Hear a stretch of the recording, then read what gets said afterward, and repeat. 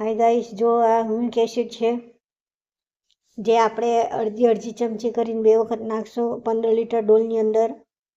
આ નાખવાથી બધાય ઝાડના મૂળિયાને શક્તિ મળે છે ને તે આગળ કામ પ્રોસેસ ચાલુ કરે છે આગળ વધવાની. અને આપણે આ નાખી દઈશું. એને હરખી રીતના હલાવી મસ્ત 4-5 વખત ગોલ ગોલ ફેરવીને અને હરખું હલાવીને પછી આપણે બધા ઝાડને થોડું થોડું કરીને દઈશું. ઝાડની અંદર આખું પાણી બહાર નીકળે એટલું નહીં દેવાનું, થોડું થોડું દેવાનું, એટલે જેથી પાણી ઝાડમાં જ રહે, કુંડામાં અને બહાર ન નીકળે. એવી રીતના બધા ઝાડને આપણે થોડું થોડું કરીને દઈ દઈશું. જેડ પ્લાન્ટમાં બી દેવાય, બધા જ પ્લાન્ટમાં દેવાના. શાકભાજીના પ્લાન્ટમાં બી દઈ શકીએ, ફૂલ છોડના પ્લાન્ટમાં દઈ શકીએ, બધામાં દઈ શકીએ આપણે. એટલે ઝાડને મસ્ત આપણા બધા ઝાડના રોપાને ફૂલને ને એને શક્તિ મળે ને આપણા બધા મસ્ત કામ કરે, ઝાડ આગળ વધે, એની પ્રોસેસ સરસ રહે, એના મૂળિયા ઝાડની અંદર બહુ જ સરસ. હવે આ એપ્સમ સોલ્ટ છે, એક પ્રકારનું મીઠું આવે છે જેનાથી આપણે બધા પાંદડા ઉપર નાખવાથી પાંદડાની ચમક રહે છે. એપ્સમ સોલ્ટ 15 દિવસે, 1 મહિને નાખવાથી આપણે ઝાડમાં કુંડામાં બી નાખી શકીએ અને આ પત્તા ઉપર પણ છાંટી શકીએ. આ બધા પત્તા ઉપર ચમકીલા પત્તા રહે છે, ખૂબ જ ચમકીલા રહે. અને જો આપણે આની હાટૂન કરી હતી બીલીપત્રના ઝાડની, જો એની પ્રોસેસ મસ્ત ચાલી રહી છે આગળ વધવાની. જો કેવું મસ્ત દેખાય છે, મોટા મોટા પાના આવી રહ્યા. જો તમે ગાઈસ જો છે ને બધા પત્તા ઉપર પાણી નાખીએ એપ્સમ સોલ્ટ એટલે એ મુરઝાય નહીં, પત્તા મસ્ત ચમકદાર રહે, ખુલ્લા રહે, હસતા ગાતા ખિલખિલાતા.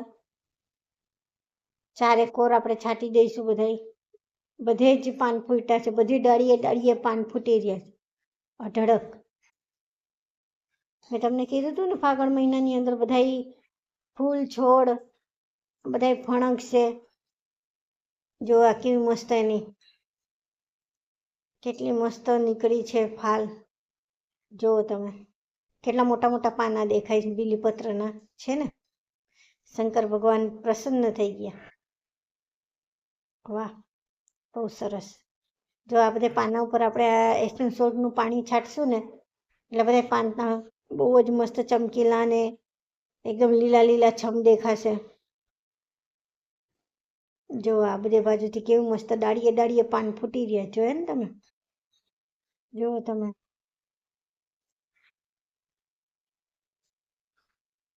અહીંયા બધે કોઈ પાના ઉપર પાણી છાંટી દઈશું આપણે એપ્સમ સોલ્ટનું.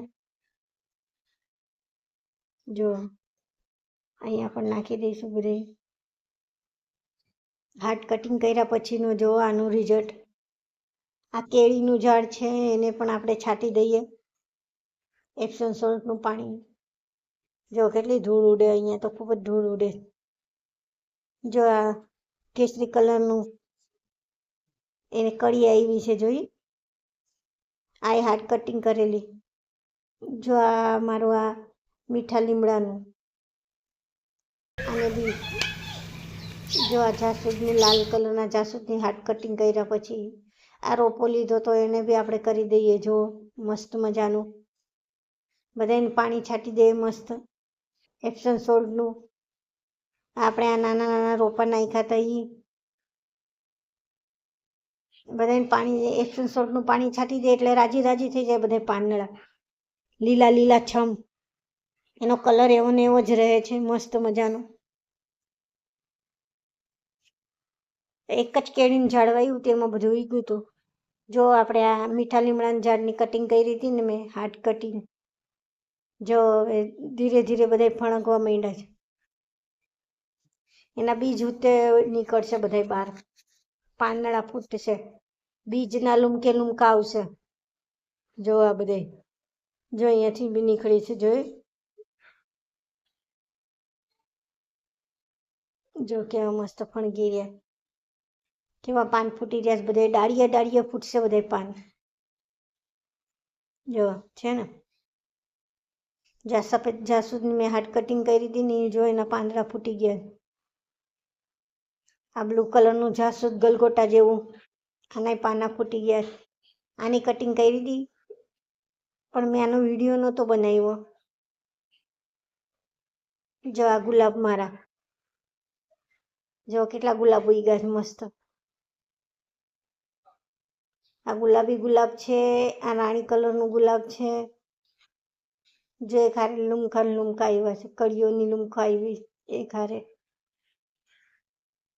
બધે આપણે પાળી છાંટી દઈશું. ખૂબ જ નાના રોપા હતા, મસ્ત મોટા થઈ ગયા. જો આ પારિજાતના હરિશિંગાર, પારિજાત હરિશિંગાર, જો આ કેટલો મોટો થઈ ગયો છે. આમાં ભાભી લઈને આવ્યા હતા મુંબઈથી, મેં તમને કીધું હતું ને. હવે આ બસ મોટું જ થશે. હવે આના ફૂલ દેવાની સિઝન સપ્ટેમ્બર મહિનામાં હોય. આ તેના થોડી કળી છે એની. જો આ જેડ પ્લાન્ટની, જો આ કેટલી જાડી છે એની, એકદમ જેટલી જાડી હોય ને એટલી સારી. અને બોનસાઈ બી બહુ મસ્ત બને જાડી. જેટલી જાડી હોય ને, જો આ બી કેટલી જાડી છે. મેં ખૂબ જ નાના નાના રોપ્યા હતા ને, આની બધી શાખાઓ મોટી જાડી થઈ ગઈ છે. જુઓ ને તમે, જોઈ ને.